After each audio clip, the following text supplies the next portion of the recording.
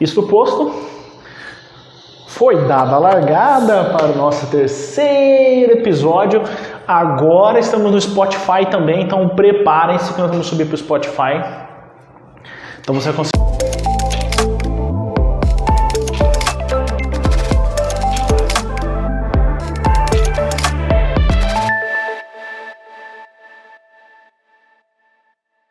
ouvir nosso podcast também lá. Em breve teremos outras plataformas, mas por enquanto a gente foi para melhor de mercado, né? Estamos ganhando nada. É onde eu consumo conteúdos atualmente, seja lavando a louça, limpando a casa, até o aspirador de pó, estou com um foninho. É onde eu mais consumo conteúdo, então é uma honra estar lá. Outro dia eu ouvi uma podcast também falando que o Spotify, né, o podcast, é o equivalente da nossa geração ao rádio AM das nossas avós, né? Porque eles botavam o rádio AM para cozinhar, para varrer rua, etc. E agora a gente usa no fone, né? Estamos ficando velhos. Bom, isto posto, Spotify patrocina nós. Isto posto, deixa eu pôr tudo isso pra cá, quem está trabalhando, resolveu gravar e assim segue a vida. Primeiro tema. Prova pra galera que não tem roteiro, tem uma pauta, um rascunho, talvez até um rabisco do César. É que assim, acompanhando ele já percebe, né? Não precisa provar, né? Ele se prova por si só mesmo. Mas é isso aqui, ó, tem 6 linhas que a gente anotou aqui só para dizer que temos alguns temas aí que são importantes. E justamente o primeiro deles, gostaríamos de falar sobre a famosa redução de jornada ou exclusão das 6x1. Justo. Meu feed, eu tava até brincando um dia com um amigo meu feed tá parecendo já um jogo da Copa do Mundo, sabe? É 6x1, 3x1, 4x3, 7x1, 7x0, eu já não sei mais nem se eu tô vendo o jogo da Copa do Mundo ou se é uma jornada de trabalho. Os desinformados devem achar que é isso mesmo. Os desinformados. Para os informados então, Beatriz, o que é essa redução da jornada de trabalho 6x1? Conte, eu bebo água. Ai, gente, olha, que boataço, hein? Eu sei que Érica e Eric? Isso mesmo? Para os informados... Calma, o nome dele é Eric? Como diziam, para os desinformados... Não, vamos lá. João e Joaninha, tanto faz, gente. Os deputados lá, as pessoas estão à frente disso aí. A gente também não está aqui para ser fiel, né? Eu sei que a Érica é Érica mesmo. Eu fiquei confusa. Ele pode ser o que ela quiser, né, gente? A gente também não tá aqui para discutir isso. Não, você não vai ficar para discutir isso mesmo, não. Então, por favor, 6x1. Para quem não sabe o que é ainda, do que se trata, por favor, Beatriz. Sim. 6x1 é uma jornada praticada para alcançar as 44 horas semanais impostas aí pela CLT há muito tempo. E dentro do comércio, dentro da área da saúde, shoppings, todos esses ambientes acabam utilizando-se do quê? De trabalhar inclusive em sábados e, conforme diz o nome escala, pode ser também que você precise trabalhar aos domingos e então folgar em algum dia da semana, mas a lei também diz que uma vez no mês precisa ser aos domingos. E também existe infringimento, português, arrasei, mas existe essa infração aí também. A reclamação do pessoal tem sido que nem no dia de folga eles têm a folga realmente. Eu tenho uma amiga realmente que eu ia encontrar semana passada, ela trabalha na área da saúde, ela é enfermeira. E ela me ligou um dia antes falando que a escala mudou e ela não poderia estar ali comigo. Então todos nós somos impactados por esse tipo de escala e é comum, é normal. Mas tem muito rio por debaixo dessa ponte ainda, né? Até você sumir com uma escala. E pasme, curiosidade, depois eu ajusto isso na edição, mas sabia que foi Henry Ford que criou essa escala da gente de 5 dias? De 5, porque eles fazem 6, né? Eram 6 na Ford? Cancelado. Mas foi Henry Ford em 1926, se não me engano. Depois mas a gente por isso que nesse movimento eles estão falando que isso é uma escravidão... como é que fala? Moderna. Uma escravidão moderna. Porque antes era pior. Antes era de 80 a 100 horas a jornada. Você só tinha folga no sábado ou no domingo de acordo com a sua religião. Não era 12 por 36, era 12, 12, 12, 12. Era 12 por infinito. E aí o que acontece? Aí o Ford veio e o argumento do Ford foi exatamente esse. Ele reduziu para 5 dias por semana e manteve o salário. Justamente com esse argumento de que isso aumentaria a produtividade das pessoas. Eu achei legal, fui pesquisar um pouquinho sobre o tema, achei interessante. Mas tem continuidade o resultado final? Que é Teve. justamente o que Não, ninguém teve. Aí é que tá o ponto, teve. Porque teoricamente as pessoas ficavam mais produtivas, ele já falava isso, já ficavam mais produtivas, estavam trabalhando mais, assim, com mais empenho, gerou um negócio, até uma competitividade, tanto que depois foi aderido pelos demais.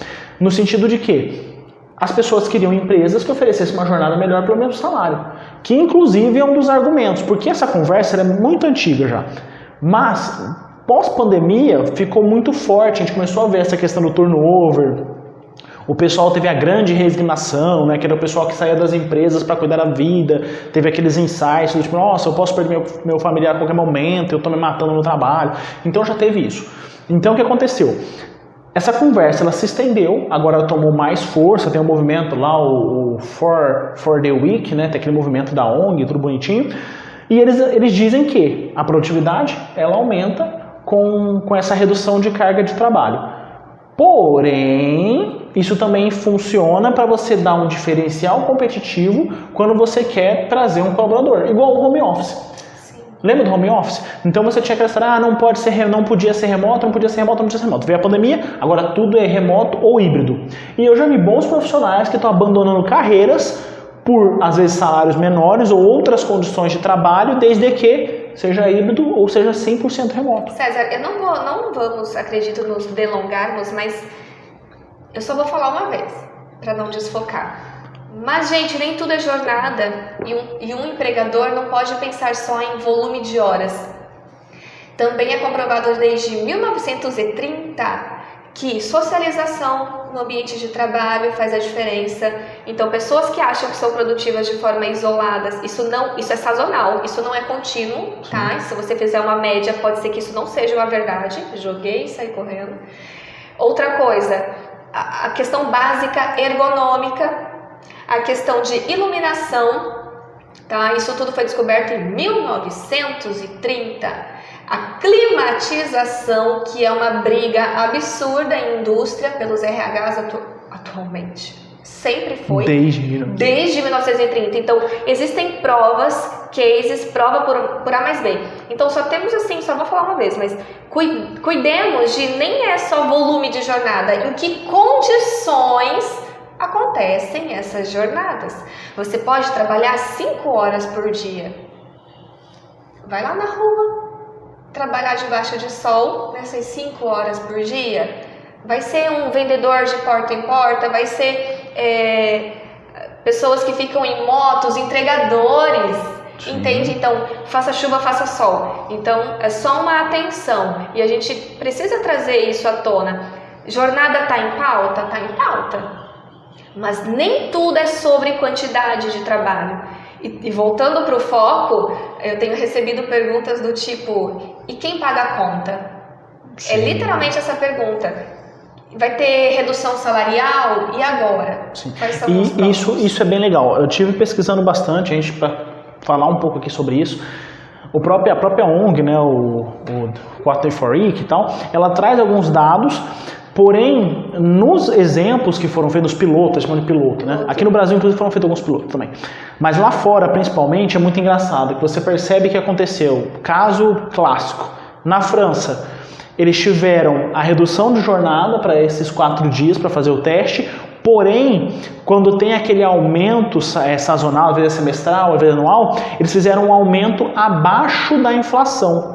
Por que isso? Porque é natural. Você perdeu, que não é um dia de produtividade ali para a empresa, então não tem como a empresa cobrir isso. Então na França, uma das coisas que eles falaram foi, com o tempo isso vai se equilibrar, mas por enquanto o aumento ainda é abaixo da inflação. O que significa isso? Quando você tem aumento abaixo da inflação, você está ganhando mais, porém o seu dinheiro vale menos, então acaba não sendo um aumento real, por assim dizer. Na Grécia tem uma coisa que aconteceu que eu acho que é o que pode acontecer aqui no Brasil.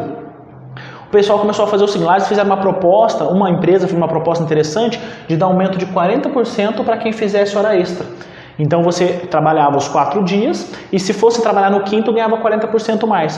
O que aconteceu? A galera começou a trabalhar mais neste dia, que era pago hora extra, do que nos outros dias.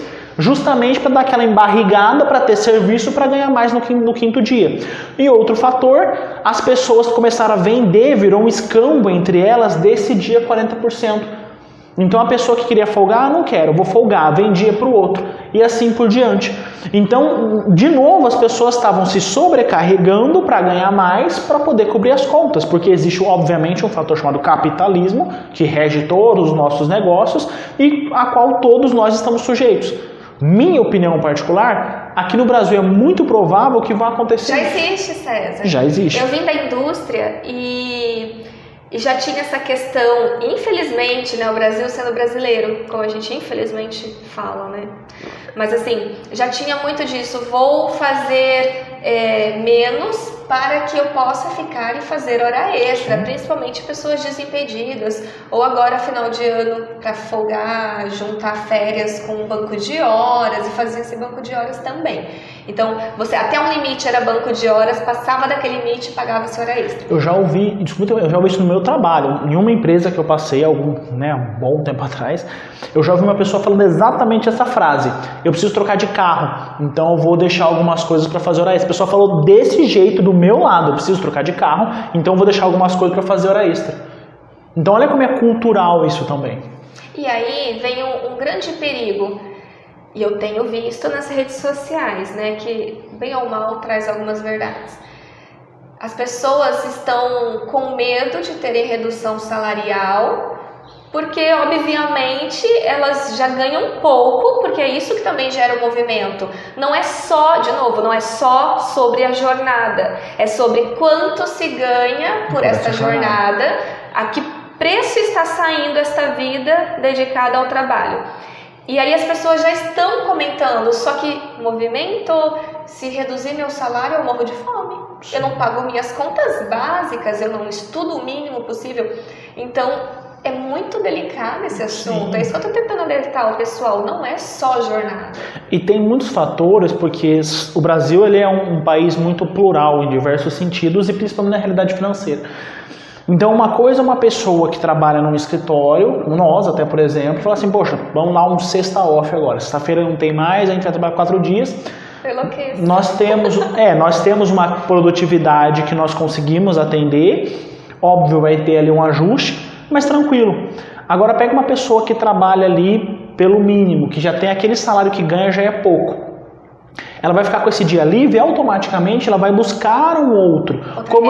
Como também já aconteceu nesses pilotos lá fora, acho que na Irlanda, se não me engano, que o pessoal começou a trabalhar de que forma? Era 4x3. Então trabalhava numa empresa 4 dias, no primeiro dia de folga ela trabalhava na outra empresa. Só que não bate, porque é 4x3. Aí o que acontecia? Ela trabalhava 4 dias na outra empresa e faltava no primeiro dia dessa empresa A.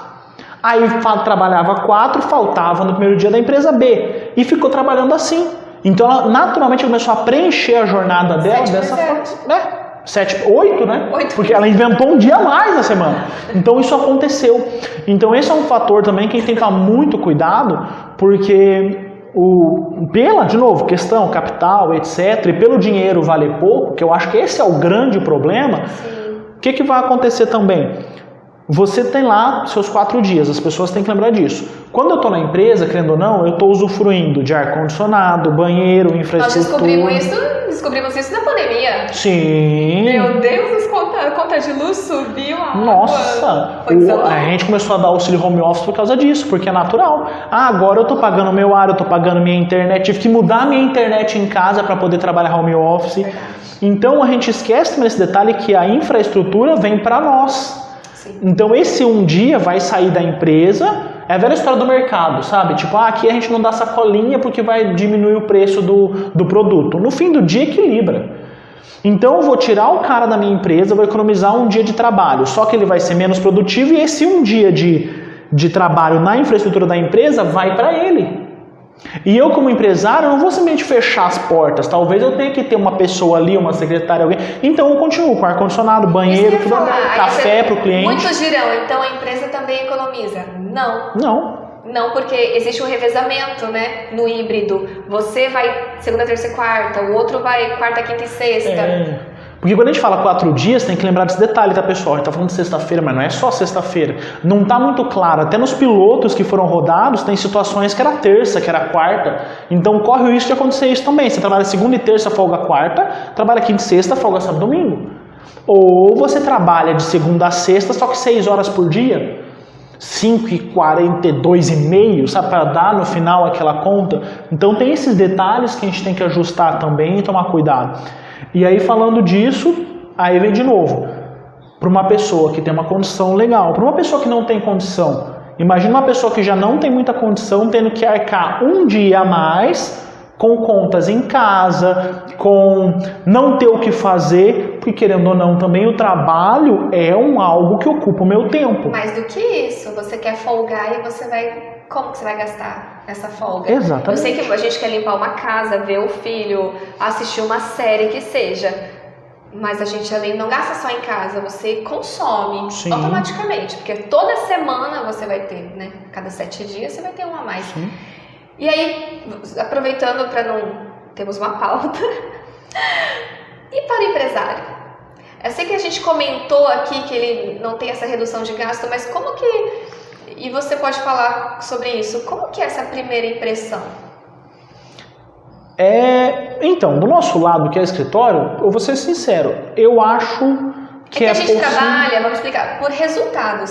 Sim. Demandas e resultados. Nós damos consultoria, então, também uma hora estamos em cada lugar e damos treinamento, aula, a gente faz tudo, né, gente? Vou abrir um OnlyFans daqui a pouco. Então, assim, a gente administra as demandas para um resultado em 15 dias ou um mês, pelo menos. Pessoas que trabalham com presença física, pode estar fazendo nada ou atendendo. Ela precisa estar ali disponível só. Sim. E aí entra num outro ponto também dessa questão desses pilotos. Coisas que foram descobertas. Como é que eu vou, por exemplo, manter o meu negócio que ele vou pegar lá uma transportadora, que é quase que 24 horas, ou uma indústria que também trabalha no 24 horas. Como que eu reduzo essa carga e consigo manter uma escala? Considerando que já é um turnover alto, sim, já é difícil contratar e agora eu tenho que gerenciar ainda mais... Absenteísmo, né? Turnover e absenteísmo. Mais essa escala. Então, agora falando como empresário, o que eu tenho visto muitos comentarem, principalmente na indústria, é isso. Já é difícil, eu tenho vaga aqui, a gente já ouviu isso de um cliente, tem vaga que está aberta há 1 ano, eu estou 1 ano procurando uma pessoa para essa vaga, ou várias pessoas, porque eu reponho 5, se demite 6, eu reponho 6, se demite 7. Então você tem essa dificuldade. Aí agora, além de repor as vagas, eu vou ter que lidar com os folguistas e horistas e etc. Então isso também não é impossível, mas vai exigir uma adaptação muito grande. E cai de novo na questão, aí vamos falar dos 2, 3 empregos, que é a mesma coisa do PJ. Pois é. O PJ gera esse problema também, dependendo do formato que você tem de contrato, porque a pessoa está ali comprometida 8 horas, que ainda existe um sistema de PJ que no final acaba virando 8 horas por dia. Né? Enfim, mas a pessoa está ali com você 8 horas por dia, mas ao mesmo tempo ela está 8 horas com um dia com o outro e 8 horas por dia com o outro. Então tem esse ponto também, de novo, as pessoas querem ganhar mais, é natural, as pessoas elas buscam sempre ganhar mais, e eu particularmente não vejo nossa realidade como tirando um dia de folga, mas sim como as pessoas vão querer preencher isso com mais trabalho, e isso pode dar outros problemas. E de novo, falando do piloto, sabe o que aconteceu também, não vou lembrar agora o país, porque eu li muito, tem vários países rodando isso, aconteceu de não ter o que fazer. Então vamos lá de novo. Eu tenho meu dia livre, eu estou disposto, eu estou numa condição que eu tenho como gastar um dinheiro, mas onde que eu vou gastar meu dinheiro? Não tem lazer, não tem o que fazer, não tem onde buscar alguma coisa mesmo pagando. Isso vai acontecer aqui no Brasil, porque são cidades pequenas também. E detalhe, vale para todos a redução da jornada. Agora eu vou lembrar também, se não me engano foi na França, os restaurantes também reduziram. Então você não tinha nem onde comer, então você ficava com um dia, e aí eles comentaram algumas cidades menores, que a cidade parecia uma cidade fantasma. Sim. porque não tinham o que fazer, as pessoas ficavam trancadas dentro de casa sem ter o que fazer, e aí entra de novo saúde mental, Vira como um feriado. frustração. Pior, não vira feriado, porque as pessoas começaram a retornar para os 5 dias. Então tem relatos de pessoas falando, por exemplo, que eu gostei porque no quarto dia, na quinta-feira eu encerrava, e a sexta eu usava para trabalhar sem ninguém me chamar no Skype, no Teams, etc., porque é o meu dia de folga. Mas eu aproveitava a sexta para fazer minhas atividades mais longas e com foco. Gente, essa seria eu. Ou seja, continua trabalhando, você percebe, continua trabalhando. Sim. Eu acho que é sobre isso, né? O que deveria estar em mais alta divulgação é saúde mental, então, né? A gente tem que tomar esse cuidado. Então, são condições, tá com foco em saúde mental, como que está sendo a pressão nesses ambientes, a cultura desses ambientes. Então, vamos ser inteligentes e entender o que está por trás desse movimento, o que esse movimento carrega junto com ele, quais outras coisas tão graves quanto estão juntos. Eu acho que cabe essa análise. Eu acho que eu comentei esses dias em algum post meu também. Atenção, porque eu não vi ninguém sendo infeliz ainda, tá? Eu não vi. Nas minhas hipóteses mentais, eu não vi assim, essa vai beneficiar o trabalhador e pronto, o empresário vai pagar por isso. Não, porque o que é beneficiar se uma família precisa do dinheiro, né? E o empresário vai ter pessoas mais felizes, mas o quão preparadas estão essas empresas para suportar uma reestruturação de equipe, contratações, pagamentos de hora extras, ou ir contra a intenção de uma CLT e aumentar ainda mais a pejotização, pessoas autônomas, pessoas ilegais. A gente tem que olhar o macro. Eu vejo isso, tá? Eu vejo esse movimento desde o começo como um grande, assim, com aspas, né? Um fator desespero.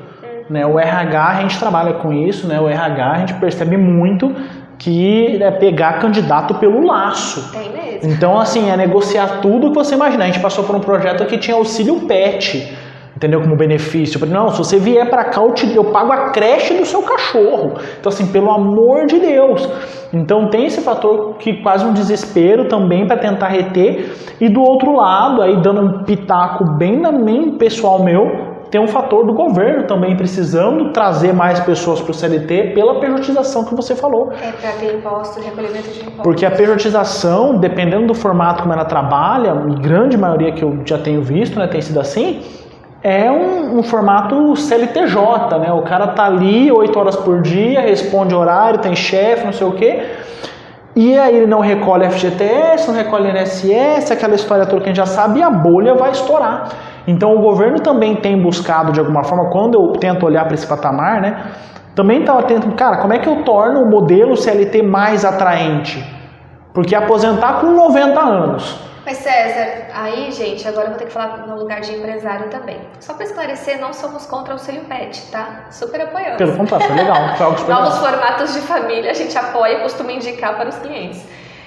E eu já vou acrescentar aqui, e auxílio pais também, então tem gente que tem idosos em casa, então não é só, sou mãe, mas defendo auxílio creche, auxílio escola, mas a gente tem que pensar no auxílio pet e auxílio idosos. Tendência para 2025 que a gente já vai falar também. Grátis.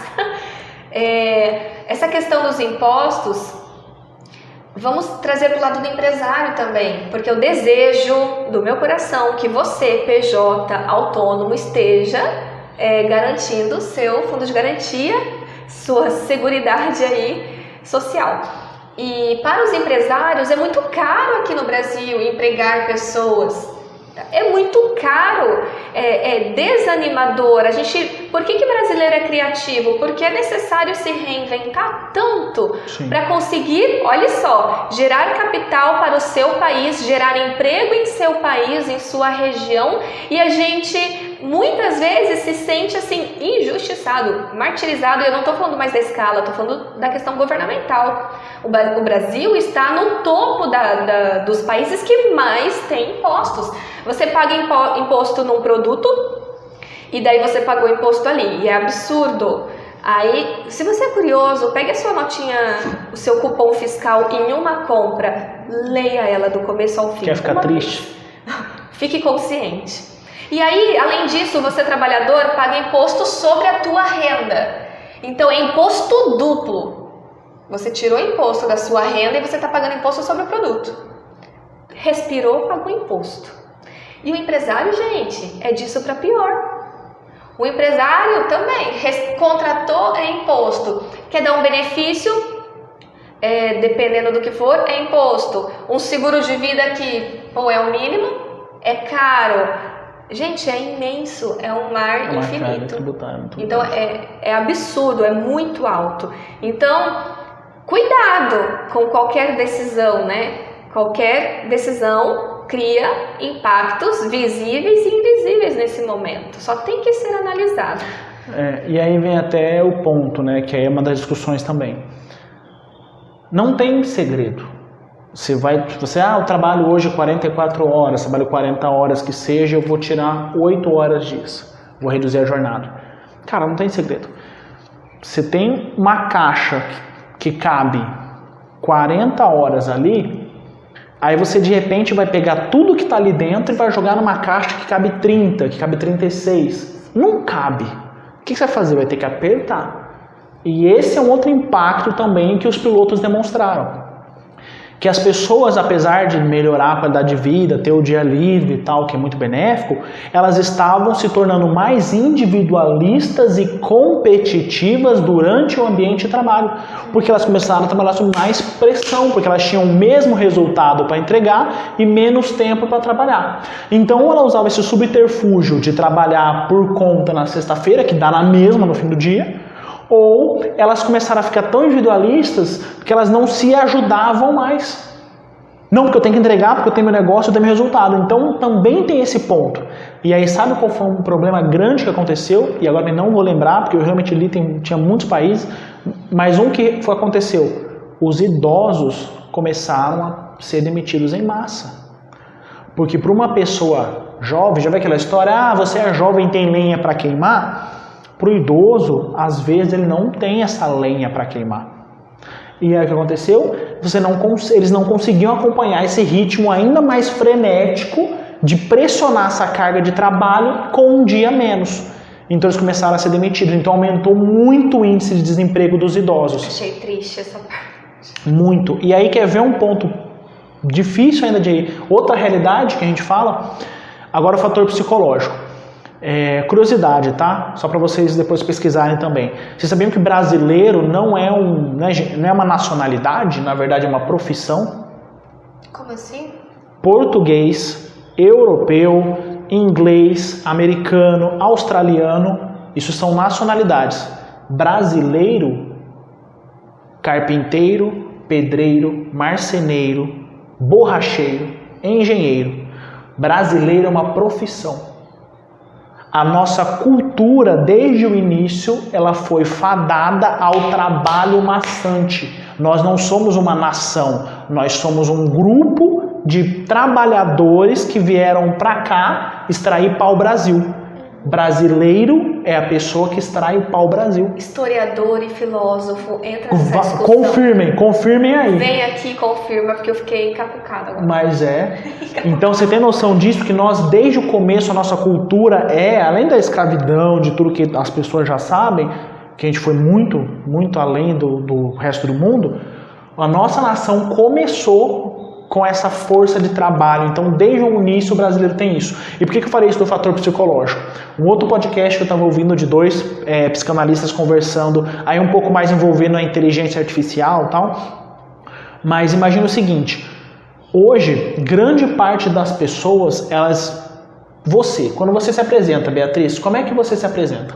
Eu falo meu nome e onde eu me formei e o que eu faço e eu sou mãe, né? Porque faz parte do meu currículo. Exato. Percebeu? Onde eu me formei, o que eu faço. O povo brasileiro, principalmente, ele não se apresenta assim, oi, eu sou João, acho que isso é geral. Oi, eu sou João, eu gosto de azul, eu jogo futebol. Não. Ou eu sou César, eu sou consultor especialista em inovação. Ou eu sou Beatriz, sou consultora especialista em inovação. Ou eu sou fulano, eu sou borracheiro, eu sou pintor, eu sou carpinteiro, eu sou psicóloga. Se perguntar o que eu gosto, eu tenho que parar para pensar. Exato. E aí vem outro ponto que era o que esses psicanalistas estavam discutindo. Que o nosso povo, em geral, ele está muito... a identidade social está hiperconectada à nossa profissão. Sim. Então, quando você tira a profissão, a pessoa se perde a sua identidade.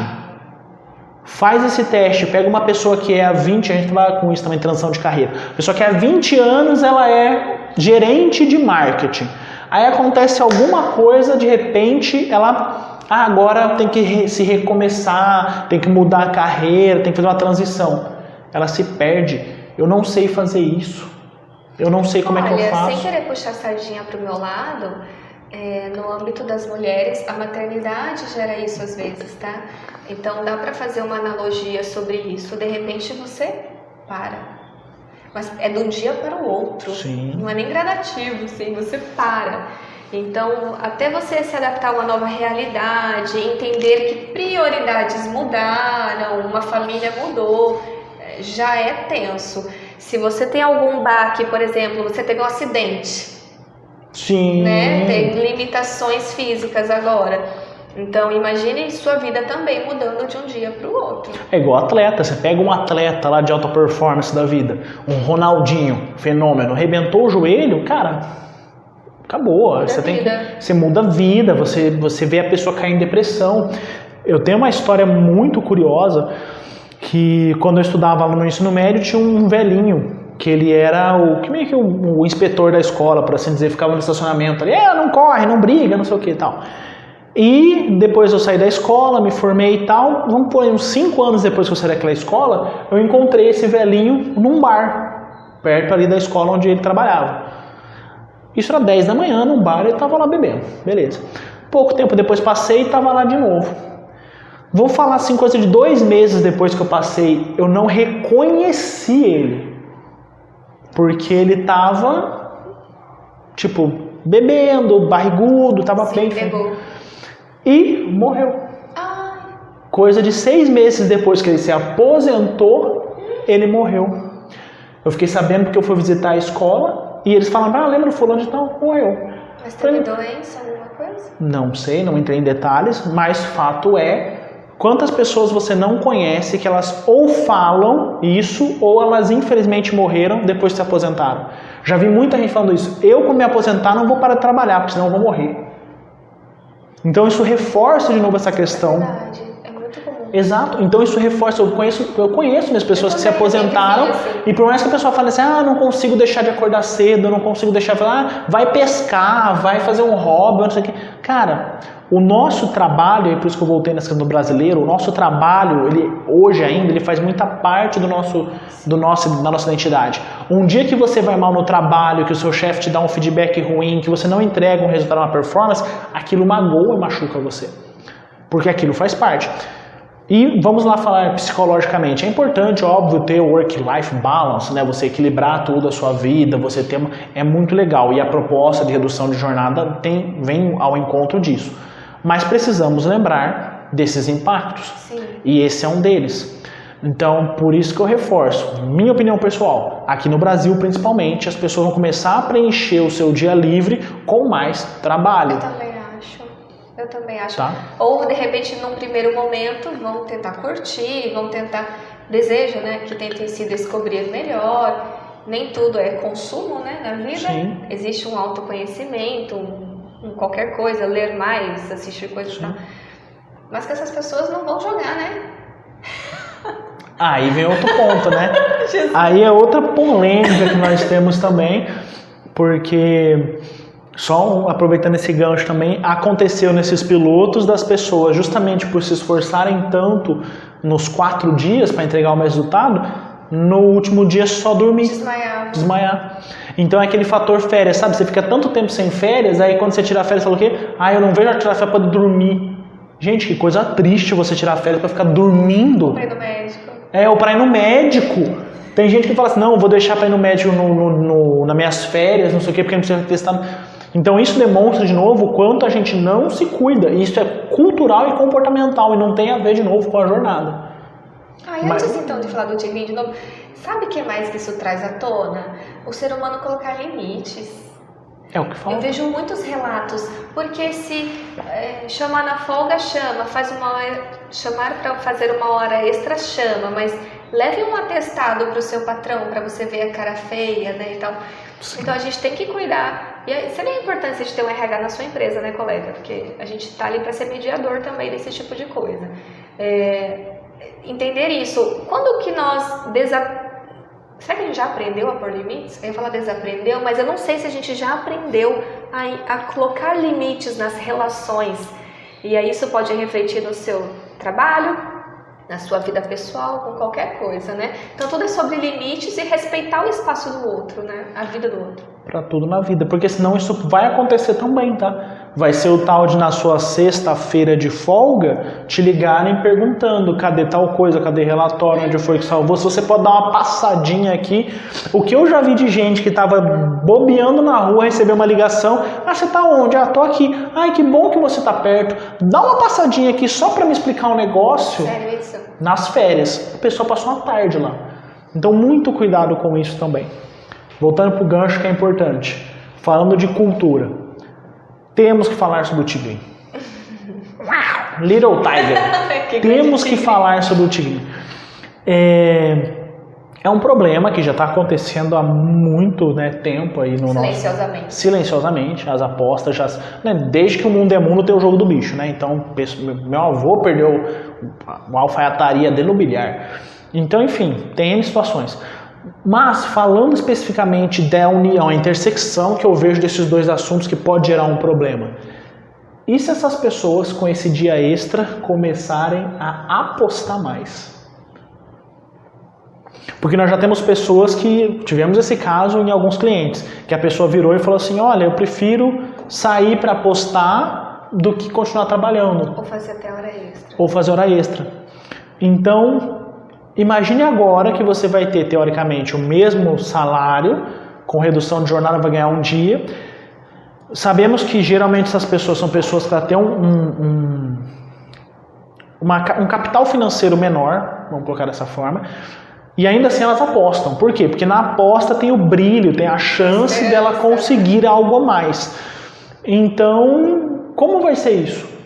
Talvez isso também vá aumentar, supondo aqui, esse número de apostadores no nosso país? Nossa, se aumentar, acabou, né? Vai sobrar quem?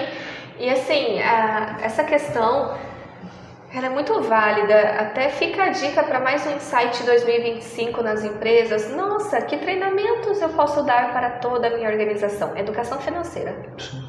Educação financeira do lar, educação financeira para projetos, para sonhos, mas desde gerenciar uma casa, né? Explique para os jovens como é morar sozinho.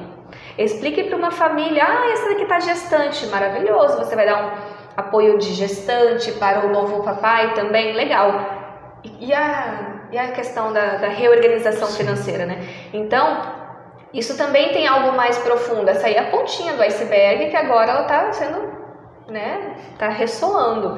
Mas por trás disso, temos pessoas realmente ganhando mal, que volta no assunto, e temos pessoas sem noção do amanhã, sem instrução, sem a visão, educação. Aí entra dois pontos que eu sempre reforço muito, que já deveria estar na nossa escola pública, enfim, já deveria fazer parte da grade. O primeiro é empreendedorismo, e não importa se você vai empreender, abrir negócio ou não, eu acho que você ter uma visão empreendedora, mesmo como funcionário. Para mim, quando eu ainda era funcionário, me ajudou muito a enxergar aquela história do impacto, do intraempreendedorismo, o impacto. O que eu faço aqui hoje, como isso impacta e dá resultado no negócio como um todo. Segundo fator, economia doméstica. As crianças, desde cedo, precisam aprender 2 laranjas valem tanto. O que é uma inflação? A laranja vai custar mais tanto, mas vai continuar sendo 2 laranjas. Então agora com o preço de 3 laranjas você vai comprar menos e assim por diante. Inicia-se um conceito de investimento. Porque eu lembro de um outro amigo meu também que trabalhou comigo que era muito engraçado, que ele falava que ele não sabia quanto estava e não importava o custo da gasolina porque ele sempre botava 10. E numa discussão eu brinquei que eu falei, cara, mas como assim? Você sempre põe. Eu falei, não, pra mim não importa se a gasolina aumenta, porque eu sempre ponho 10. Eu falei, claro que importa. Como que não importa? Não, mas é sempre 10. Eu falei, não é sempre 10. Não é verdade, isso foi real, essa discussão foi real, mas não é sempre 10, porque a gasolina aumenta, tal, a inflação e tal. É a velha história, os 10 reais vale menos. Ele só não reparou se Exato. Então as pessoas ficam nesse véu, nessa visão limitada e se enganam. E aí vai até no ponto, e agora eu vou puxar para o nosso lado, planejamento estratégico. Tem muito empresário que não tem essa visão de longo prazo. Por diversos fatores, você citou muito bom, que realmente é a nossa carga tributária alta, mas isso é regra do jogo, infelizmente. Mas você fica às vezes tão no dia a dia para pagar a conta, eu trabalho para pagar esse mês, eu trabalho para pagar o boleto do mês, que você não pensa no longo prazo, e onde vai parar o seu negócio, a sua empresa. E isso também é falta de planejamento e economia doméstica básica, porque uma economia doméstica para uma casa é a mesma que uma empresa. Entra, sai, custo, tal, tabelinha, planilha. Fundo de reserva. Fundo de reserva. Emergência é para emergências, né? Exatamente. Mas você vê como pode ter impacto financeiro. Quantas empresas não quebraram na pandemia? Sim. E quantas não estão preparadas para essa reestruturação que a gente falou no começo? Sim. Não tem preparo. Não tem. As pessoas e as empresas realmente estão com dificuldade de guardar dinheiro. Sim. Não tá fácil. Para N fatores, né? Um pastel tá custando 20 reais. Sim. Enfim. Mas então pensem nisso também. Acho que fica essa dica em relação ao universo das apostas. Eu acho que é algo que está ganhando peso. Está destruindo famílias. Tá. A gente ouviu, né, relatos, inclusive, de alguns empresários falando isso. Que tem grupos de RH que nós participamos, né? Como é que eu faço com um funcionário que emprestou dinheiro de outros funcionários para poder apostar? Pior também é aquele que quer fazer um acordo para pegar o dinheiro do acerto, né? Sim. Ou pedindo, pelo amor de Deus, me demite para eu pagar o que eu já fiz, ou para investir mais porque eu acertei uma vez ou duas. Não chama nem de investir, que dá mal, não é investir, não, é perder. Gente, jogo de azar é jogo de azar. Gente, mas tá caótico, né? Tá. E daí quem tem família, acaba afetando a família toda. Sim. Isso tá feio, tá e aí vem de novo o ponto, né? A entidade é a mesma. O colaborador que não sabe lidar com o seu dinheiro pessoal, ele é um colaborador que não sabe lidar com o dinheiro da empresa. Ele é um cara que ele vai jogar com o dinheiro da empresa, do mesmo jeito. Então você vê também muitos gestores hoje, a gente às vezes vê isso em alguns lugares, que o gestor não sabe calcular o básico de um ROI de um projeto, por exemplo. Então, vou fazer esse projeto aqui, por quê? Porque vai ser legal, vai dar tanto de lucro. Mas como que vai dar tanto? Como é que você calcula? Não, esperamos que, veja bem, look well, começa. Não, cara. A empresa X conseguiu, né? A empresa X conseguiu, então tome esse cuidado, acho que isso é importante. Temos outro tema aqui, como é que a gente conecta agora, falando em tigrinho da vida, em comportamento, em jornada, os testes comportamentais. Pergunta de ouro agora, Beatriz, tem como eu descobrir um apostador por meio do teste comportamental? Olha... Eu consigo blindar a minha empresa? Esse cara aí tem tendência para virar um blackjack. Olha... Para responder isso, eu preciso dizer que eu não sou psicóloga. Talvez exista algum teste psicológico, sim. Mas o teste comportamental, ele vai me dizer se a pessoa ela gosta de correr riscos, se ela gosta de status, se essa pessoa pensa mais em si do que nos outros, tem pouca empatia. Esse tipo de resultado você consegue retirar de um teste comportamental. Se ela se dá bem no home office ou não? Pela falta de organização, sim. Mas isso é ensinável, né? É complicado, às vezes pode estar assim, enraizado, mas você ensina organização. Eu aprendi organização. Eu não fui a vida toda organizada. Tem que querer, né? Tudo é possível para quem quer. Então, assim... Virei coach, gente, motivacional. Então, assim, o teste comportamental não vai te revelar se essa pessoa é uma apostadora. Mas aí, vamos lá, psicólogas de plantão, nos informem aqui se existe alguma forma de chegar perto, né? Ter certeza, acho que nenhum teste traz certeza de nada e de ninguém. E outra coisa que eu sempre vou te falar, testes dizem como você está, não como você é. Tá? Então nós somos temporários, seres temporários, temos fases e isso não é frasezinha clichê, é uma realidade. Então hoje eu estou mais gerencial, menos operacional, hoje eu estou mais objetiva e me arriscando mais para tomada de decisão e menos metódica, menos estável. São momentos, tá? Então não, não, você não vai descobrir. Mas aí que tá, eu gosto, os testes são muito bons, eu gosto deles, mas tem até uma frase muito legal que está vinculada a uma estátua, que é o homem, é o self-made man, né? Um homem que ele se faz, né? Um homem que ele está se batendo assim e se lapidando. Eu gosto muito de uma frase que está vinculada a essa estátua, que é justamente: somos eternos rascunhos de nós mesmos. Sim. Então o único dia que você realmente virou a obra final, a obra-prima, é quando você morre, porque a partir dali não muda nada. Então até lá você consegue mudar qualquer coisa. Isso é muito bonito de dizer, difícil de fazer. Mas falando dos testes, se eu tenho um colaborador que eu começo a perceber ali, eu acho que não existe teste melhor que a observação, né?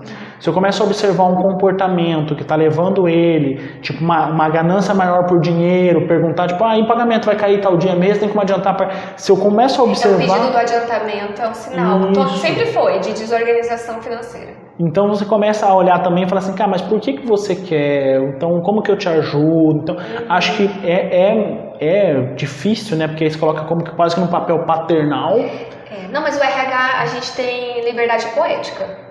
Então, quando alguém vem abrir qualquer coisa sobre a sua vida para mim, eu peço licença, a partir de agora eu vou me meter nesse assunto na sua vida. Isso eu peço licença, mas já vou fazendo.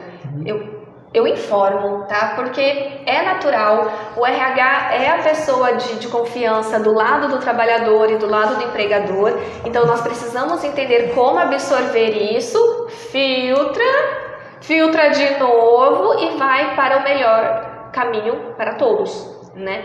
Mas sim, adiantamento salarial sempre foi um sinal de desorganização, de problemas mais sérios. Tem empresas que dão vale, né, o adiantamento lá na metade do mês. Se essa pessoa, se por algum motivo a sua empresa não pôde dar aquele mês, qualquer que seja o acontecimento, aquela pessoa ficou furiosa, também demonstra que ela não tem preparo algum, reserva alguma para qualquer imprevisto na vida dela. Tudo isso é bem preocupante. E falando em teste comportamental, eu andei fazendo benchmarking com algumas empresas, fui olhar de perto os seus processos seletivos e eu nem vou falar das infinitas 6, 8 etapas. Mas eu quero dar uma dica aqui para RH, no sentido de, se você já aplicou um teste comportamental, eu espero que você extraia desse resultado o match cultural, o fit cultural. Sim. Você valida isso numa entrevista, mas não adianta ficar tão maçante assim com o trabalhador. E até mesmo pessoas querendo trocar de emprego podem fugir desse tipo de vaga. Elas acham exaustivos. É quase humilhante, porque são vagarosos, são coisas extensas e ela precisa olhar mais vagas e isso é realidade, a pessoa precisa de um emprego. Então vai ter um fit, mas não pense que ela quer só a sua empresa para trabalhar. Isso é muito maluco, porque em processos seletivos anteriores a gente já ouviu isso também de alguns candidatos, né? Eu tô com você, mas tô mais em 8 processos. Sim. Entendeu? E aí o seu resultado saiu porque eu tô aceitando o outro. Então tem esse contexto também dos dois lados. E aí nós já falamos disso no capítulo anterior, episódio. Privilege. Então no capítulo anterior a gente já falou sobre feedback, a importância. E o que a gente percebeu nesse benchmarking também é que os feedbacks são extremamente genéricos. É uma mensagem pronta a tal ponto de quando você às vezes... quando tem processo seletivo para a mesma empresa de vagas diferentes, o feedback é o mesmo. Sim, César, mas aí então assim, oi César, neste momento entendemos que não faz sentido tê-lo aqui, mas seu currículo é acessível ao nosso banco de talentos. Continue nos acompanhando nas redes sociais. Eu vou dar o meu ponto de vista. Acho que nós vamos discordar pela primeira vez. É assim, Eu tenho critérios. Sim. Então, de fato, você não precisa de 8 etapas. RH, pelo amor de Deus. Mas 3, 4 etapas acontecerão. Sim. E aí, o volume é muito grande na primeira etapa, que é o envio de currículo, onde você vê se aquela pessoa vai continuar no processo seletivo ou não. E devido a esse volume absurdo, para que a gente tenha agilidade no processo seletivo, essa primeira devolutiva vai ser um e-mail, uma mensagem mais padronizada pelo nome da vaga e o seu nome, que não é nada pessoal, trata-se de um volume. Aí eu penso diferente a partir da segunda etapa. Você evoluiu, aí já vem normalmente um teste. Sim, mas é dessa etapa que eu tô falando. Ah, tá, porque no teste não, a primeira sim ou não, beleza, o cara não foi com a minha cara, beleza. Não é nem com a cara ainda, é mais assim, o seu currículo não atende ao meu requisito básico, né, necessário. Se isso tá claro no jogo, na vaga, né? Na tem vaga, esse ponto, né? Sim, a transparência. Eu já refiz tantas divulgações de vaga que ficou incontável. Mas assim, digamos que na vaga exija 3 anos de experiência, que também nem pode, né? Já vamos numa ilegalidade de novo de divulgação de vagas. Mas existe, né? A vida como ela é. E você tem 6 meses, você pode sim ser excluído logo de cara. Sim. Porque essa empresa quer alguém sênior e você é um júnior. Então, ou pleno, né? A empresa quer um pleno, você é um júnior. Então, assim, esse tipo de assunto acaba no e-mail. Mas avançou de etapa, as pessoas querem, desejam saber, pô, quantas perguntas eu acertei? Aonde foi que eu errei? Por que mesmo eu não vou avançar? Aí eu já defendo o personalizado. É, porque é nesse ponto que eu falo, você já fez lá, por exemplo, e é uma questão de coerência. A gente viu o processo seletivo que chegava a durar meio período. Sim. Nossa, cara, da pessoa responder Parecia ali. o Enem, né? Sim, da pessoa responder, redação, e pergunta objetiva, pergunta matemática, lógica. E aí no final vinha essa resposta genérica. E aí meu questionamento e a minha reflexão é isso. Para o candidato também, será que não vale? Não tem problema. Se você me dispensou, vamos supor que eu sou um candidato. Por quê? É o feedback. Então, olha, nosso critério mínimo, igual autoescola, igual habilitação, olha, nós na prova de lógica, o mínimo que a gente exige é 75%, você acertou 69%. Olha, na redação, igual Enem, era 1000 pontos, você fez 500. Para ajudar a pessoa também a melhorar, porque já é um sistema, ela já recebeu um relatório, podia ser um print do relatório dela para nós. É porque a inteligência, aí vem a inteligência já artificial. É um sistema, eu não espero que tenha lá uma pessoa, uma gerente olhando e corrigindo a prova de cada candidato. A gente sabe que é um sistema, nós fazemos por sistema aqui internamente nosso recrutamento. Esse tipo de coisa sim. E é isso que eu falo, nosso feedback ele é assim, o nosso candidato ele recebe um ranking, olha, tivemos 10 candidatos. Você ficou, a gente não expõe os dados, mas a gente fala, ó, você ficou entre os 5 primeiros, tá aqui a sua pontuação. E a pontuação do primeiro. E a pontuação do primeiro, e te convido para participar ou para continuar. Ou olha, você não ficou entre os 5 primeiros, o primeiro tirou essa pontuação, você tirou essa. Fica claro, a pessoa sabe, nossa, verdade, eu não fui, se o cara tirou 1000, eu tirei 500, realmente eu tenho metade do meu caminho a percorrer ainda. Quando eu tenho menos projetos em andamento e eu consigo me dedicar mais ainda para o processo seletivo, gente, eu mando um áudio ou eu ligo e eu pergunto se a pessoa tem 15 minutos para um feedback realista. Se ela quer. Se ela quer, aprendi na vida a perguntar se a pessoa quer o feedback. Que eu já fui, assim, cancelada. É normal, vai com a super boa intenção, né? Eu falo sempre, a gente falou isso, o feedback ele é um presente. Às vezes a pessoa não gosta, a pessoa quer trocar, a pessoa não gosta daquela. Você pode dar com o maior carinho, poxa, escolhi pensando em você, Beatriz, mas eu te entrego e você fala, putz, eu não gosto de roxo, eu não uso regata, eu não uso short, eu não gosto de lycra. É isso, né?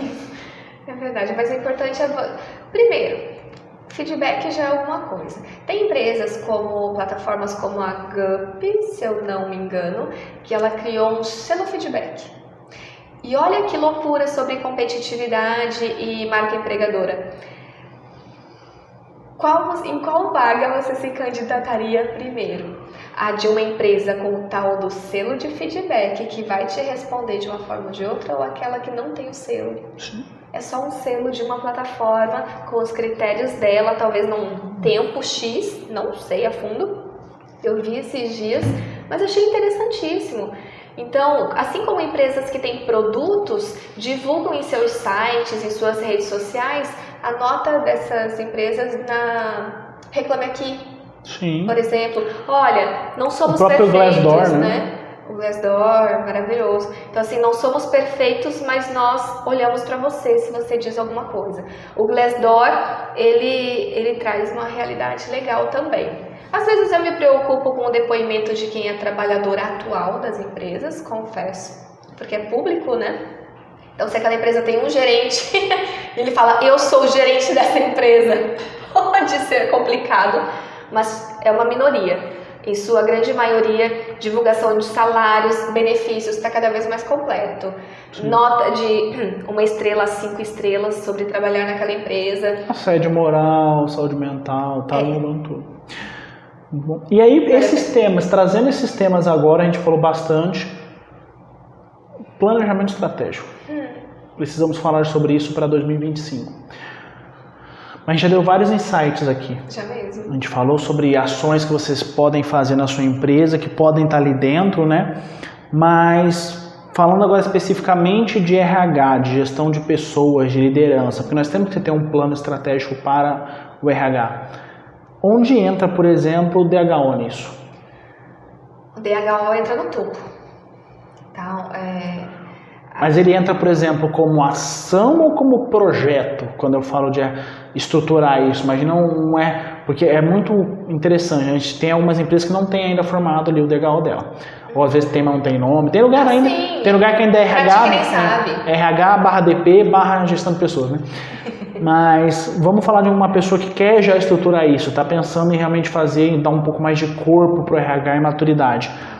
Esse DHO ele vai entrar realmente como um projeto estratégico ali ou ele cabe como uma açãozinha, como que é? Não, independente do porte da empresa, e gravem essa frase, independente do porte da empresa, independente do orçamento que você tem para gastar em 2025, DHO é estratégico. Desenvolvimento humano organizacional. Boa. Então, qualquer tipo de desenvolvimento humano terá que ser prioridade. E inclusive o 6x1 entraria na análise desse DHO. Ele entra em partes, é porque a gestão de pessoas ela engloba muitos subsistemas. E alguns subsistemas vão se conversar. Então, o DHO vai conversar com o departamento pessoal até.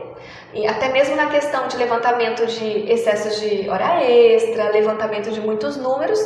E não dá para fazer nada disso sem os números, para começo de conversa. Análise de dados é seu parceiro de vida. E o DHO, ele entra assim, na questão, nós trouxemos aqui o insight de educação financeira, entra no DHO. A educação financeira pode ser um projeto de educação continuada ali dentro da empresa, seja trazendo algum educador, algum instrutor, ou apoiando com cursos online, ou apoiando com palestra, com conscientização, com newsletter interna. Aí vem o endomarketing com a sua criatividade para conscientizar, né? Então, veja bem, um insight engloba dentro de um subsistema, tá? E fora isso, sem treinamento, sem desenvolvimento, você tem uma empresa que para no tempo.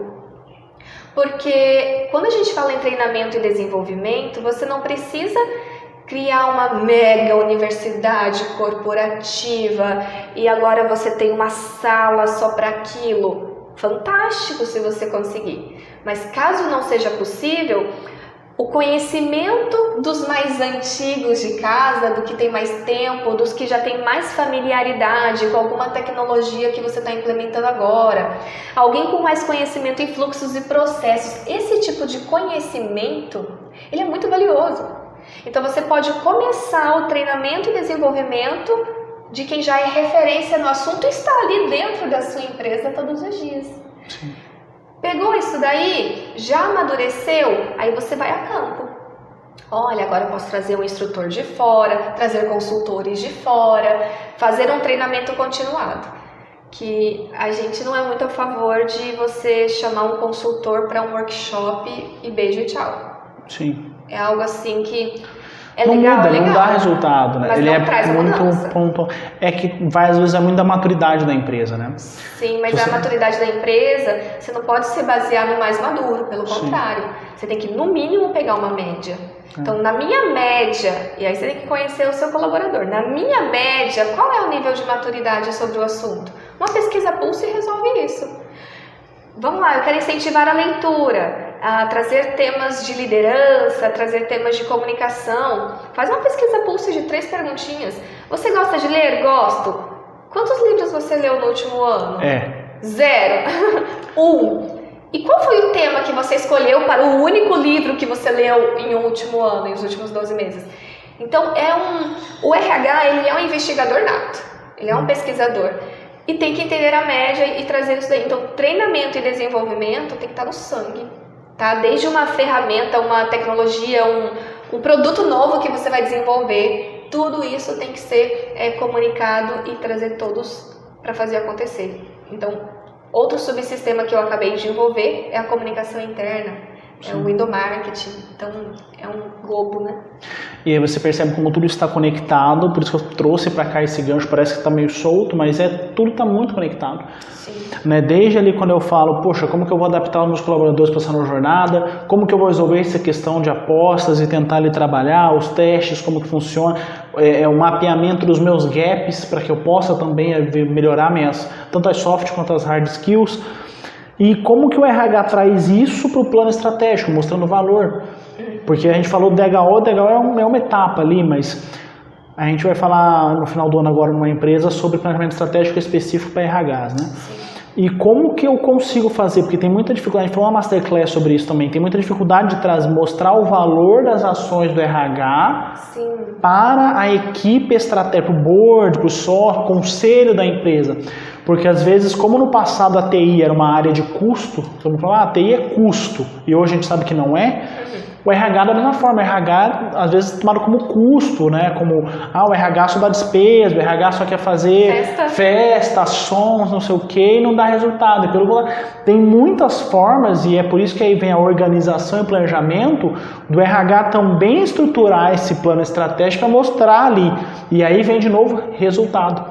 Então não é trabalhar mais, não é trabalhar 7x0, não é estar ali todo dia fazendo uma dinâmica, mas é cravar e delimitar quais são os resultados que entregaremos em 2025, qual é o objetivo, por exemplo. Primeiro, né? Isso, qual que é o objetivo e cravar ali como que será entregue esses resultados e aí fazer as ações. Sim, aí o que eu bato muito na tecla e eu incansavelmente falo isso, dou mentoria para RHs e deu uma explodida agora de outubro para cá.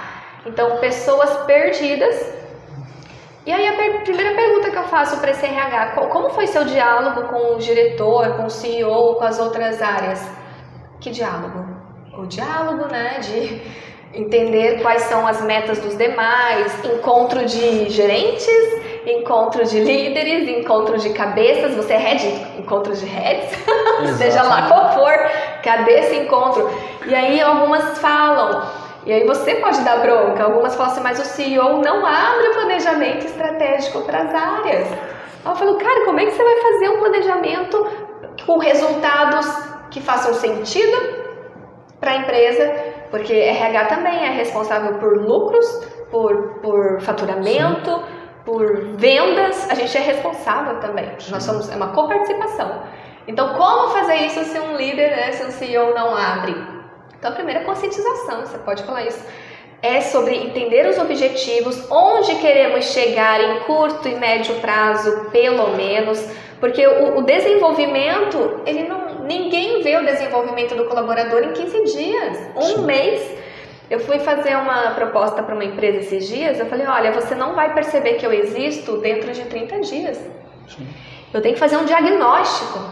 Sem diagnóstico, eu não tenho um norte realista. Eu posso imaginar muitos cenários, eu posso imaginar vários, fazer muitas ações, mas se você quer um resultado real, você tem que ter noção aonde você quer chegar. E eu preciso que os CEOs se conscientizem disso. Eu já pausei projeto de planejamento estratégico por causa disso. Porque eu sempre comento, por mais que, né, a pessoa que está limpando o convés no navio, o cozinheiro, a pessoa mais marujo ali não precisa saber o detalhe do grau que você vai virar no seu navio, mas ele precisa saber se você está indo para o norte, para o sul, para o leste ou para o oeste. E o que tem lá? E o que tem lá? O que você quer alcançar? Então, é aquela história, você precisa contar para todos que estão na sua empresa, no seu navio, pelo menos qual que é o objetivo, qual que é o seu norte, para que você está indo para lá, por que é importante para a empresa chegar lá. Então, tudo isso não só é um fator motivacional, como facilita, inclusive, esse tipo de comunicação e planejamento. A empresa está pensando em expandir, sei lá, 100%, duplicar de tamanho, e só que a gente vai fazer isso no México.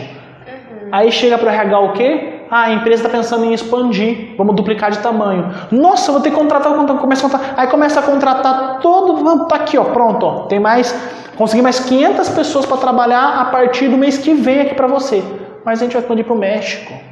Mas você só falou para mim que você ia crescer 100%, eu considerei isso e fui. Então isso é ruim.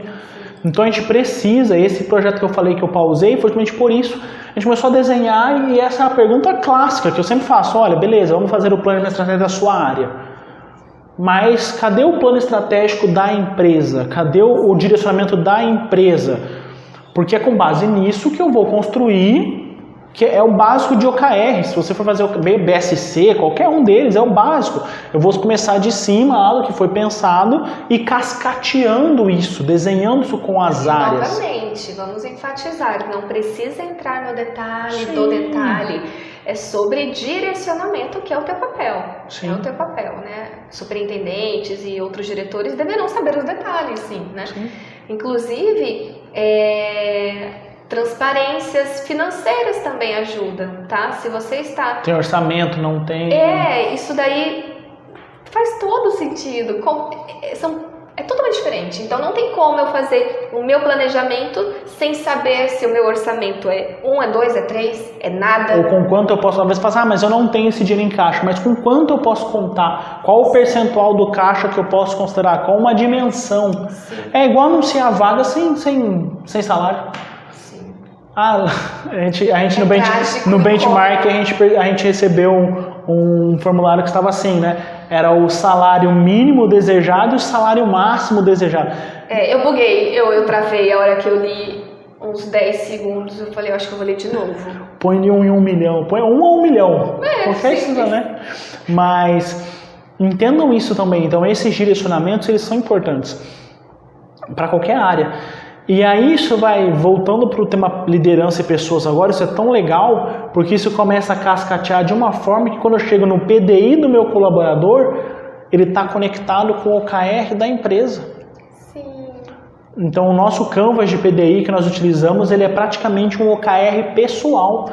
Então a pessoa desenha, ela entende, olha, a empresa quer chegar aqui, a nossa área quer chegar aqui. Eu vejo que eu tenho espaço para isso. Eu tenho espaço para crescer aqui dessa forma.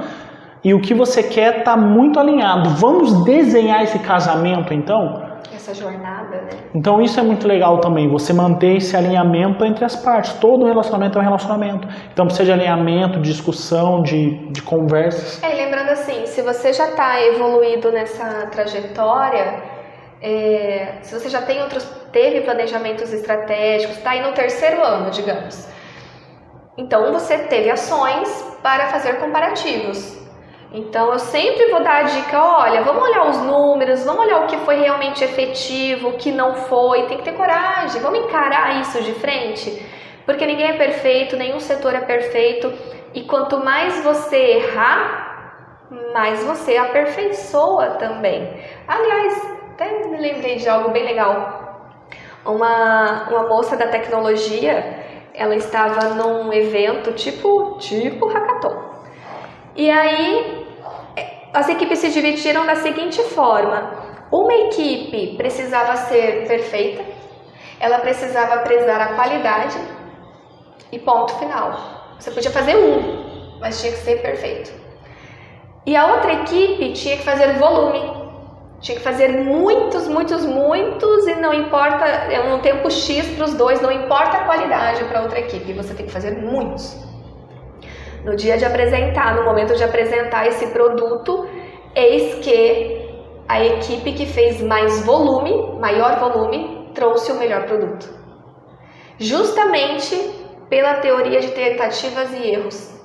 Por mais que a primeira equipe ela trouxe um exemplar, ela criou o melhor na sua imaginação para o contexto atual e limitado. A outra equipe, ela fez tantos, mas aqui dá para melhorar, agora aqui dá para melhorar, vamos fazer de novo, e realmente teve o melhor produto, com qualidade e produção, volume.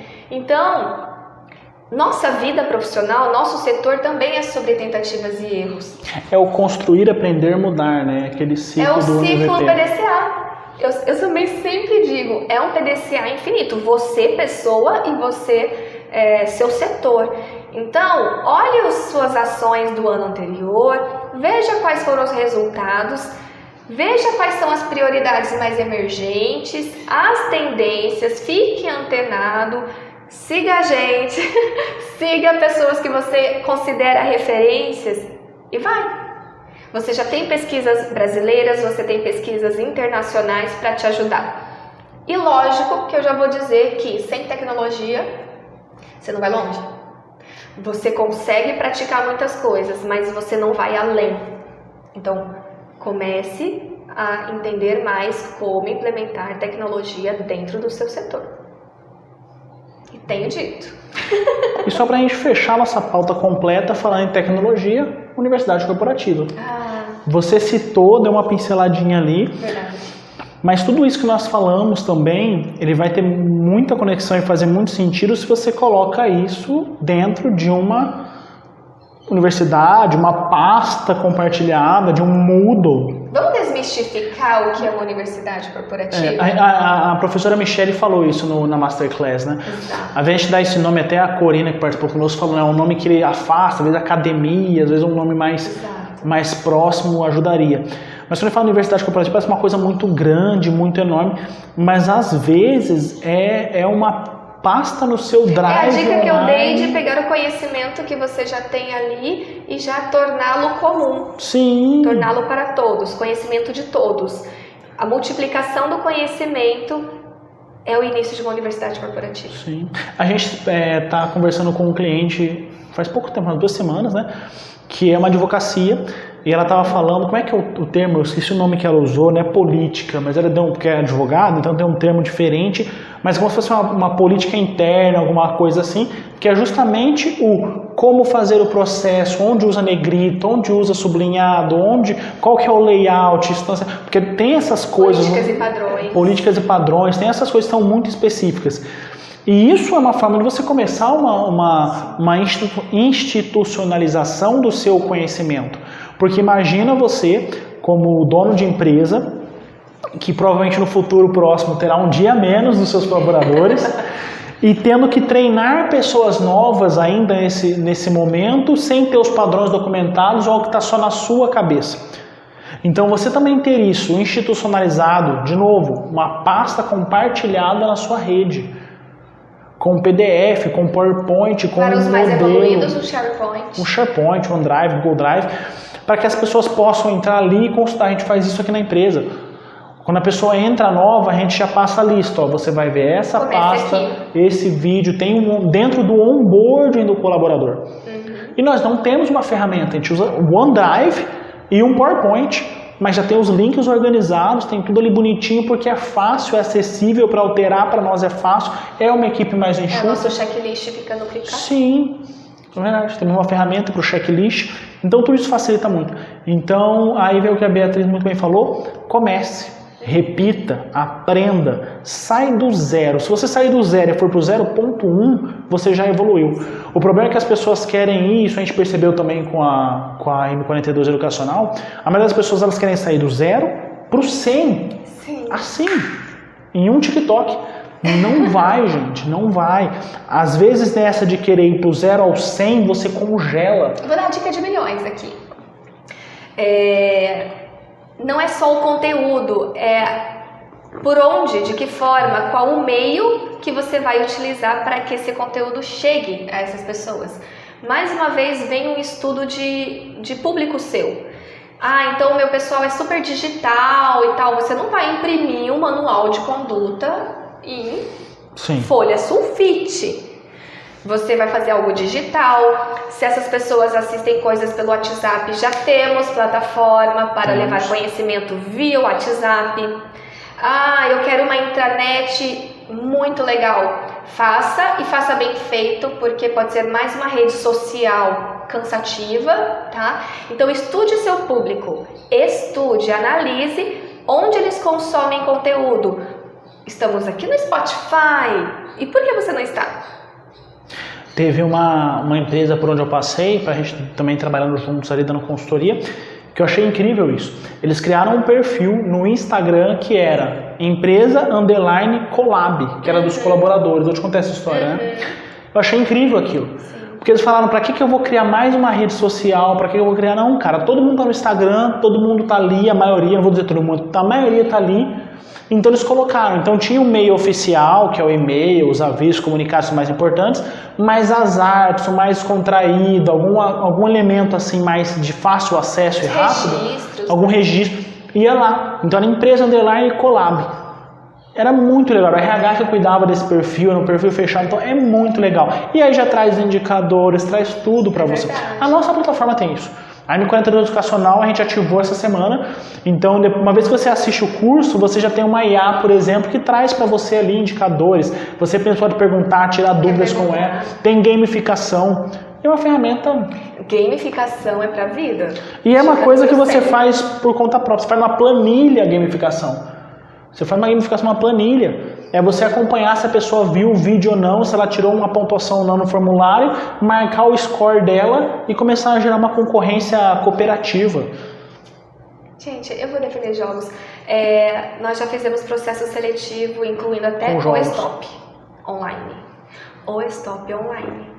E você sabe, aí você que está me ouvindo, você sabe como você traz à tona toda a essência daquele ser humano em um jogo, em um stop. Então assim, aproveite o simples, porque o simples já te mostra resultados. E aí você já vai aprendendo durante o caminho e vai evoluindo, vai acrescentando. Faça networking, conheça outras ferramentas, escute apresentações, veja as novidades, mas vá no simples também. A gente está falando de Excel, PowerPoint, OneDrive, Google Drive. Cara, dá para fazer jogo no PowerPoint. Você consegue clicar botões. É muito maluco. César é fora da curva, né? É muito maluco. Mas, gente, é isso. Acho que por hoje fomos bem. Tem ainda outro podcast à noite para fazer, então preciso parar por enquanto. Obrigado, Beatriz, mais uma vez. Terceiro episódio, agora já estamos no Spotify, mudamos um pouco mais, tá vendo, gente? Né? MVP é isso, tá vendo? Se a gente estivesse esperando a solução perfeita, ainda não tinha acontecido. Não mesmo, porque somos teóricos. A gente não teria encontrado. Exatamente. Muito obrigada. Obrigada para você que nos ouve, nos assiste e nos vemos na próxima. Até mais.